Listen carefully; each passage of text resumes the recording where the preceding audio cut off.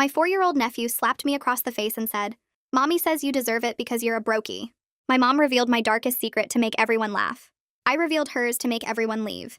My mom, Gina, always thought she was the funniest person in every room. She'd been doing stand-up comedy at open mics for years, never getting past 5-minute sets at dive bars, but she called herself a professional comedian. Her whole personality was making people laugh, even if it meant throwing anyone under the bus for a punchline. Growing up, every embarrassing thing I did became material for her act. When I wet the bed at 7, she told it at my birthday party like it was hilarious. When I got my first period and bled through my pants at school, she made it her closing bit for months. But the worst thing she ever did happened at my engagement party. I'd been with my fiancé Luke for 4 years, and we finally decided to get married. The engagement party was at Luke's parents' country club with all his family, his dad's business partners, and everyone important in his life. Gina showed up already drunk, wearing this sequined dress like she was accepting an award. She kept interrupting conversations to tell jokes that weren't landing. People smiled politely but were obviously uncomfortable. Halfway through dinner, Gina clinked her glass for a speech nobody asked her to give. She started talking about how proud she was that I'd found someone willing to marry me despite everything. Then she said she had a funny story about why she never thought this day would come. She told everyone about when I was 19 and had a mental breakdown. Not just mentioned it, but performed it like a comedy routine. She mimicked me crying, acted out me begging her to help me, did an impression of me saying I wanted to die. She told them about finding me with pills, rushing me to the hospital, the 72-hour hold. She made sound effects of the heart monitor. She actually got on the floor to show how I'd collapsed. People weren't laughing. Luke's mom had tears in her eyes. His father looked sick. My future brother-in-law walked out. But Gina kept going, saying the funniest part was when I told the psychiatrist I felt worthless. And he said, "Well, at least you're self-aware." She laughed at her own joke while 200 people sat in horrified silence. Luke didn't know any of this. I'd been planning to tell him eventually, but not like this. Not as entertainment for his entire family. His grandmother was clutching her pearls. His business partners were exchanging looks. Gina finally noticed nobody was laughing and said tough crowd before sitting down like she'd killed it. Luke's family left immediately.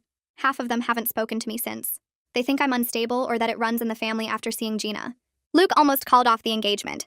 It took months of couples therapy for him to trust that I was okay, that it was a one-time crisis years ago. Gina never apologized. Said I was too sensitive and comedy comes from truth. She actually used the engagement party story in her next set, talking about how rich people have no sense of humor. She told me I should be grateful she made me memorable. The wedding was in 3 months. Gina assumed she'd be giving a speech, already working on material. She kept asking for embarrassing stories about Luke to make it balanced. She bought a white sequined dress that looked like a wedding gown, said she needed to stand out in photos. I told her she wasn't giving a speech. She laughed and said I couldn't stop the mother of the bride from talking. That's when I decided Gina needed to learn what it felt like. The week before the wedding, I invited all her comedy friends to what she thought was my bachelorette party. She was thrilled I was including her scene. Brought 15 people from her open mic nights, all wannabe comedians who thought they were funnier than they were. I said I wanted to do a roast, but with a twist, we'd roast our parents for all the crazy things they did raising us. Gina loved it. Said finally I was developing a sense of humor. She went first, telling more stories about my childhood that made me sound pathetic. Other people told actually funny stories about their parents. Then it was my turn. I started with how my mom got pregnant with me at 17 by her married English teacher, Mr. Randolph. How she blackmailed him for money until his wife found out and he killed himself. How Gina kept the suicide note that mentioned her by name. The comedian stopped laughing. I continued about how Gina gave me vodka in my bottle to make me sleep through her parties. How she brought men home who would comment on how I was developing. How she told me to be nicer to them because they paid our rent. How she stole my college fund from my grandmother's inheritance and spent it on comedy classes she failed. I told them about her getting fired from 12 jobs for stealing. About her going to rehab 4 times but leaving when they wouldn't let her perform at group therapy. About her showing up to my high school drunk and the principal calling child services. About her telling the social worker I was lying for attention. The room was dead quiet. Gina tried to laugh it off, but I kept going. I told them about the time she showed up at my 8th grade talent show so drunk she fell off her chair, and how the other parents had to help her to the parking lot while I pretended I didn't know her. I described finding her passed out in our bathtub with a lit cigarette that burned a hole in the shower curtain. I mentioned the Christmas she sold my Nintendo for drug money and told me Santa wasn't real anymore because we were too poor. Ted stood up first, not looking at either of us, and walked toward the door without saying anything. Lucy stared at Gina with her mouth slightly open, the same way people look at car accidents they can't stop watching. Kira held her phone up the whole time, recording everything, and I could see the red light that meant it was still going. The vindication felt like electricity in my chest, hot and bright and powerful, but underneath it something cold was spreading through my stomach. I'd just destroyed my mother in front of everyone she knew, everyone who made up her whole social life, and the look on her face made me feel like I'd kicked a dog. She tried to laugh, that fake comedian laugh she used when jokes bombed, but her voice cracked halfway through and came out like a cough. Her face had gone white under her makeup, and I could see a vein pulsing in her neck. Gina opened her mouth and the word liar came out, but it sounded weak and desperate instead of angry. She said I was making things up for attention, that I always exaggerated everything, but her hands were shaking so hard she had to put down her drink. The other comedians were looking at each other, having silent conversations with their eyes, and I knew they were remembering all the times Gina had told stories about me. Greg cleared his throat and suggested we all take a break, maybe get some air. His voice too loud in the quiet room. People started moving toward the door in this awkward shuffle, not talking, just the sound of chairs scraping and feet on the floor. Within 2 minutes, the room emptied until it was just me and Gina sitting across from each other at a table covered in empty glasses and wadded-up napkins. She looked at me with an expression I'd never seen on her face before, something that looked like actual fear instead of her usual confidence. She asked why I would do this to her, and her voice was small and old. I told her she did this to herself when she turned my suicide attempt into a comedy routine at my engagement party, in front of 200 people. The words came out flat and hard, and I watched her face crumple like paper. She started crying, but not the dramatic way she usually cried when she wanted something. This was different, uglier, with her makeup running in black streaks down her cheeks.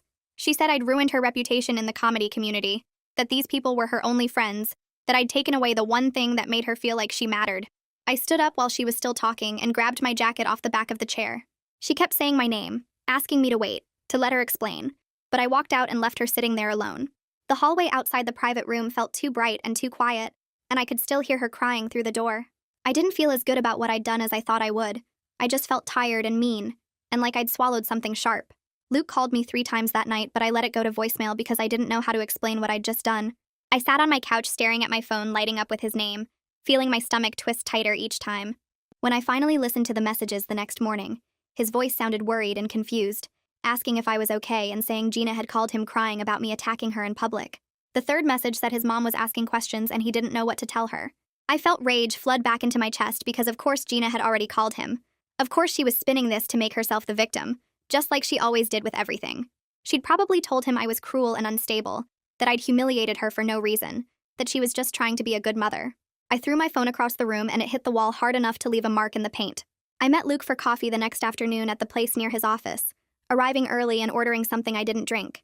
He came in looking tired, with dark circles under his eyes like he hadn't slept much. We sat down at a corner table and I told him everything that happened at the fake bachelorette party before Gina could twist it any further. I described inviting her comedy friends, setting up the roast, waiting for my turn, and then laying out every horrible thing she'd ever done. Luke listened without interrupting, his coffee getting cold in front of him, his face getting more serious with each detail. When I finished, he was quiet for a long time, just looking at me with an expression I couldn't read. Then he asked if I felt better now that I'd hurt her back, and the question hit me like a slap. I opened my mouth to say yes, but nothing came out because the truth was I didn't feel better at all. I felt sick, and angry and scared that I was turning into her, that I was becoming someone who hurts people and calls it justice. Luke said his parents were asking if we should postpone the wedding because they were worried about what kind of family drama would happen at the ceremony. Panic rose in my chest so fast it made my hands shake, because I'd spent months planning this wedding, picking out flowers and trying different cakes and arguing with the venue about table arrangements. I didn't want Gina to ruin this too, to take away another important day by making it all about her dysfunction. He told me his mother specifically said she couldn't handle another public spectacle like the engagement party, that she was still getting questions from relatives about what they'd witnessed. His dad thought maybe we should wait until things settled down, until my family situation was more stable. The word stable made me want to scream because my family had never been stable, would never be stable, and if we waited for that, we'd never get married at all. Gina showed up at my apartment 2 days later without calling first, and when I looked through the peephole, I almost didn't open the door.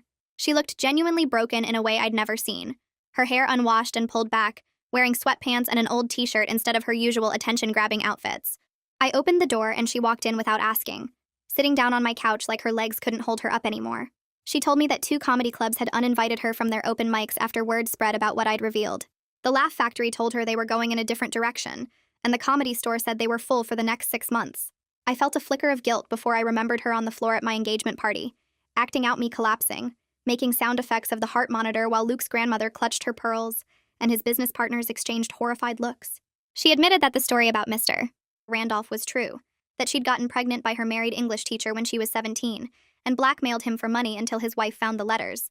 She said she'd carried guilt about his death for 27 years, that she still had nightmares about his wife calling her a murderer at the funeral. She was 17 and stupid and didn't understand that blackmail could make someone desperate enough to kill themselves, She told me his suicide note mentioned her by name, said she'd ruined his life and his marriage, and she'd kept it hidden in a box under her bed all these years. I sat there shocked because Gina never admitted to anything, never took responsibility, never showed real remorse that wasn't just manipulation to get what she wanted.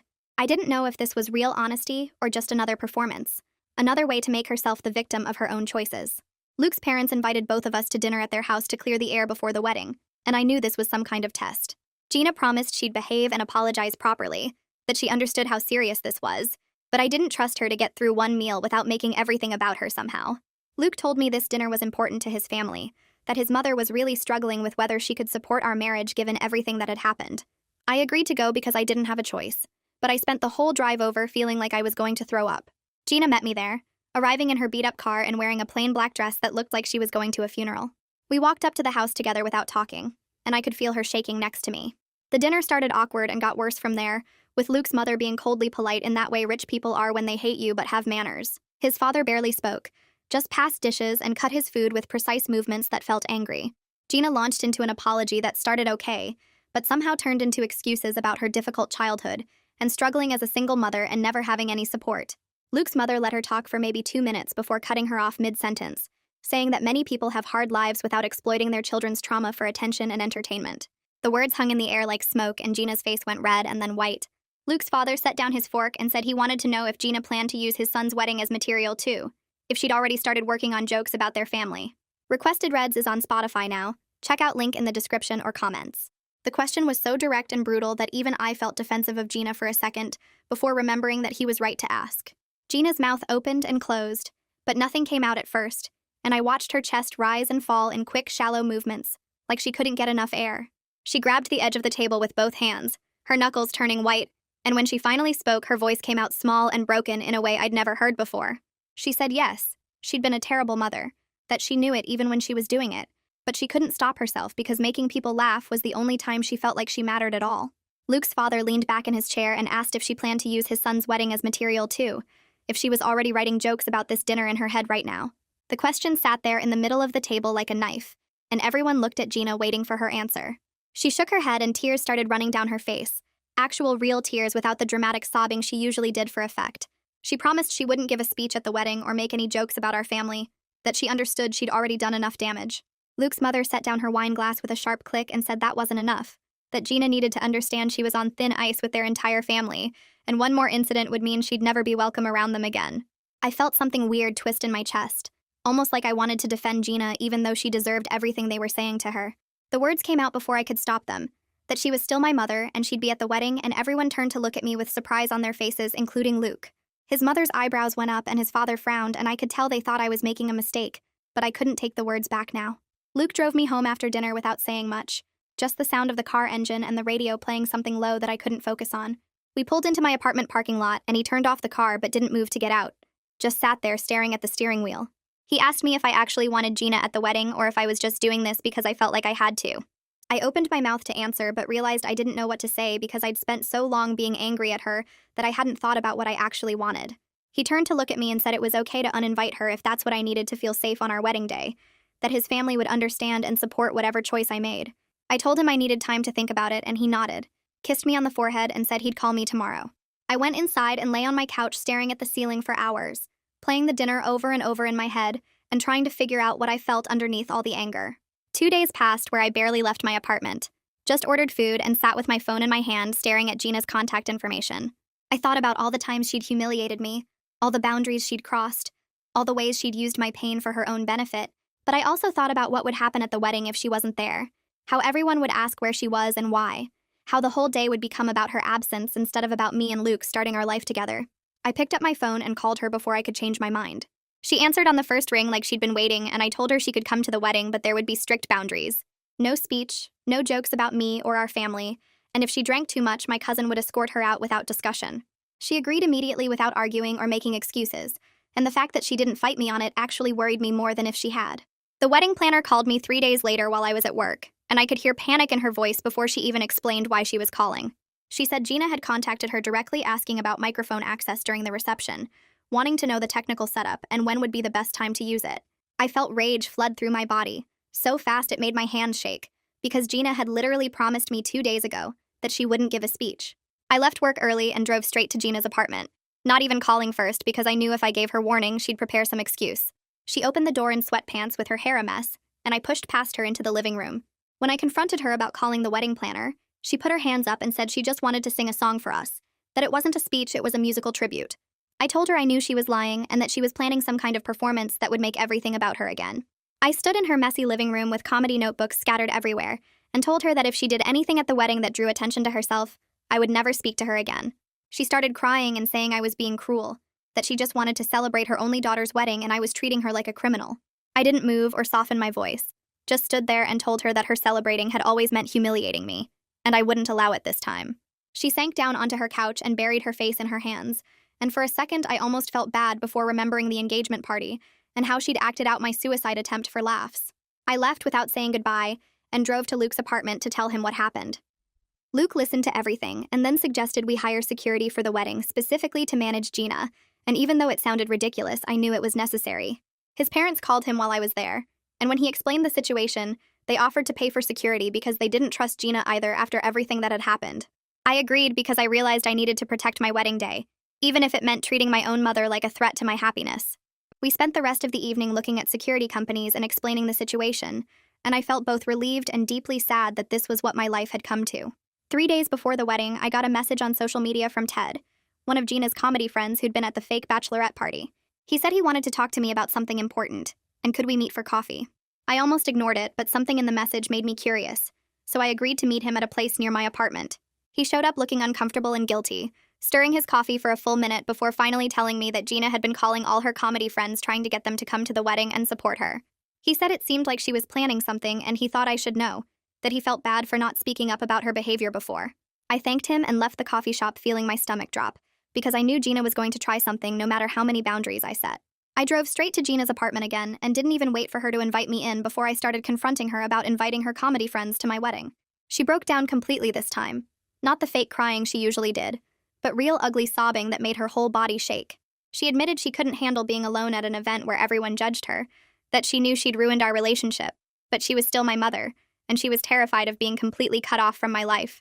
I stood there watching her fall apart and felt uncomfortable because it was easier to hate her when she was just being awful, but this vulnerability made everything more complicated. She said she didn't know how to be at my wedding without her friends there as a buffer, that she was scared of facing Luke's family alone after everything she'd done. Luke and I had an emergency session with our therapist the next day, and I admitted I was scared of becoming like Gina, someone who hurts people and then justifies it.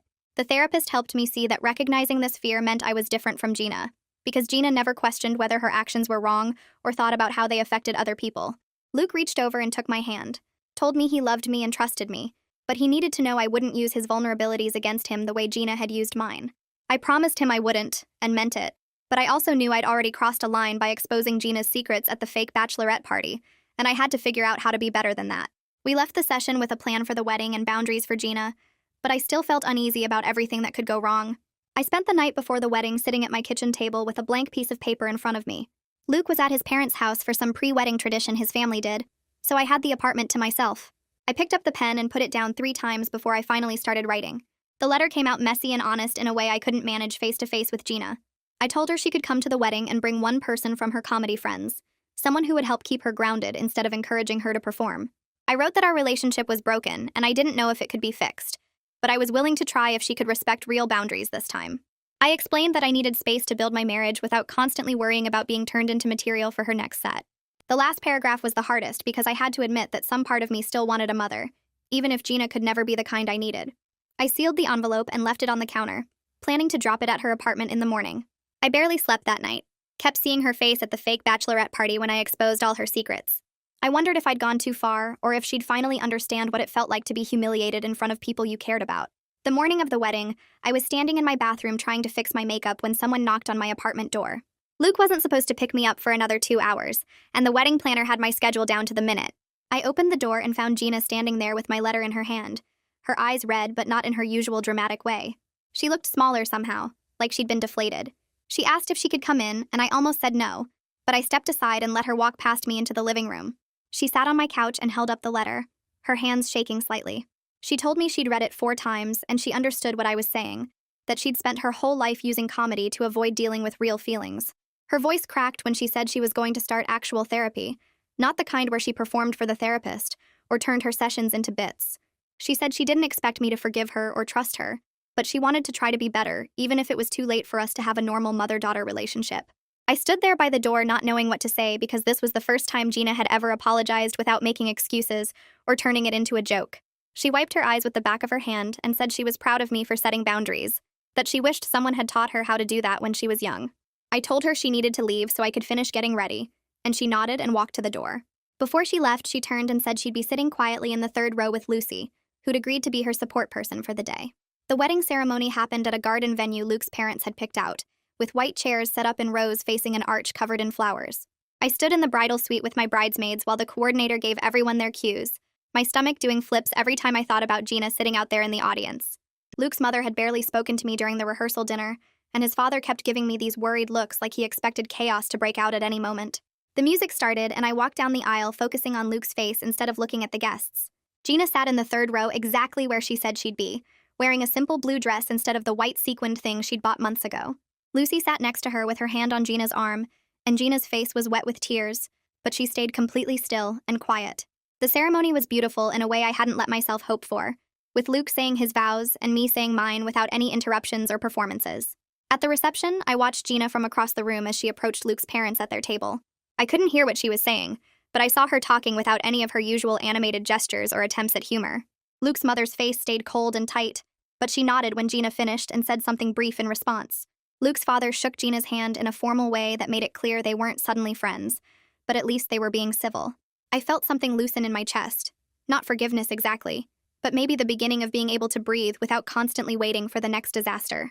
6 weeks after the wedding, Gina and I started meeting for coffee every Thursday morning at a place halfway between our apartments. The first few meetings were awkward and stilted, with both of us being too careful about what we said. I'd made a list of topics that were off limits, things she couldn't ask about or turn into comedy material, and she actually followed the rules without complaining. She told me about her therapy sessions in a real way, not performing or exaggerating for effect, just talking about what she was learning about herself. She admitted her therapist had pointed out that she'd used comedy as a weapon to keep people at a distance, that if she made them laugh or shocked them first, she didn't have to risk real connection. I listened and didn't offer forgiveness or reassurance, just let her talk and process without making it about me. She asked about the wedding, and I told her the parts that felt safe to share, and she didn't interrupt or make jokes. Our relationship would never be normal or easy. The damage was too deep and went back too far. But I was learning that protecting myself didn't mean I had to completely destroy her, that I could have boundaries without needing revenge. Luke and I were building our life together in our new apartment, making plans for the future without the constant fear hanging over everything. I still flinched sometimes when my phone rang and I saw Gina's name, still worried she'd slip back into her old patterns. But for now, having coffee once a week with clear rules felt manageable, and that was enough. I was finally free from waking up every day wondering when I'd become her next punchline, and that freedom was worth more than any apology she could give me. All right, that's the story. I'm really glad you stuck around because this stuff feels better when it's shared. Hope you leave this one feeling a little lighter.